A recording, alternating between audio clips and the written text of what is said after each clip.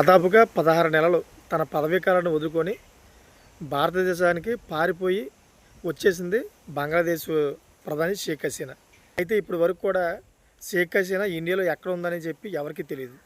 ఈ మధ్య కాలంలోనే ఇండియాలో ఢిల్లీలో ఉందని చెప్పేసి ఒక స్పష్టత వచ్చింది. అయితే బంగ్లాదేశ్ ప్రభుత్వం కూడా, అంటే తాత్కాలిక ప్రభుత్వం కూడా చాలాసార్లు వేడుకుంది, షేక్ హసీనాని మా దేశానికి పంపించండి అని చెప్పి భారతదేశానికి వేడుకుంది. అయినా కానీ భారతదేశం పంపించలేదు. ఎందుకంటే భారత ప్రభుత్వం ఇప్పుడు కూడా ఇటువంటి పని చేయదు కాబట్టి.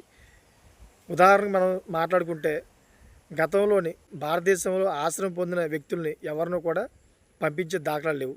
వాళ్ళకి మరణశిక్షణ పడే కానీ ఏ శిక్ష పడినా కానీ. ఉదాహరణకి 6 దశాబ్దాల క్రితం దలైలామా కూడా అదేవిధంగా భారతదేశంలో ఆశ్రయం పొందారు. ఆయన కూడా పంపించలేదు అన్నమాట.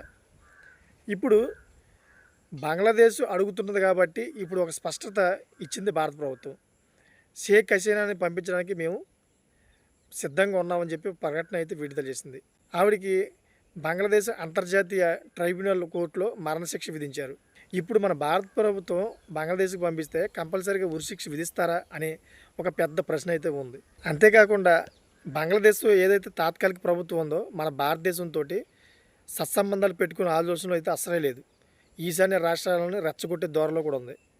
మరి అటువంటి ప్రభుత్వం అడుగుతున్నప్పుడు షేక్ హసీనాని పంపిస్తాను అని ఒక కొత్త ధోరణితో ప్రకటన విడుదల చేయడంతో ఇప్పుడు ఆలోచించవలసిన పెద్ద ప్రశ్నగా మారింది. మరి ఇది వేచి చూడాలి. అసలు భారత ప్రభుత్వం షేక్ హసీనాని పంపిస్తుందా, పంపిస్తే వాళ్ళు మరణశిక్ష విధించి ఆమెకి ఉరిశిక్ష వేస్తారని వేచి చూడాలి.